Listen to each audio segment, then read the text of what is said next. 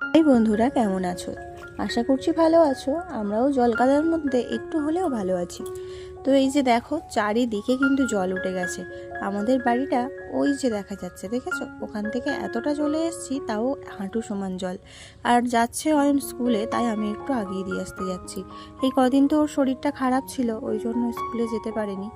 আর আজকে বললাম যে সামনে পরীক্ষা, আজকে না গেলে হবে না, মানে এই কদিন তো স্কুল পড়া বন্ধ গেছে, আর এখন থেকে আবারও শুরু করবে। কিন্তু এই জল কাদায় শরীরটাও ভালো যাচ্ছে না। আর রাস্তা, মানে যেটা পাকা রাস্তা আছে, তার উপরেও কিন্তু জল উঠে গেছে।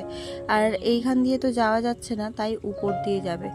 আর উপরে তো জঙ্গল মতো আছে, মানে জঙ্গল বলতে মাঝখান দিয়ে একটু সরু মতো রাস্তা আছে, আর দু সাইডেই কিন্তু এরকম আমবাগান হয়ে এরকম জঙ্গল জঙ্গল মতো হয়ে গেছে। ওখান থেকেও বাকিটা একাই চলে যাবে। আর রাস্তার ওখানে মা আর ছোটু গিয়েছে, তো ওখান থেকে মা একটু আগিয়ে দিয়ে আসবে। চলো, টাটা।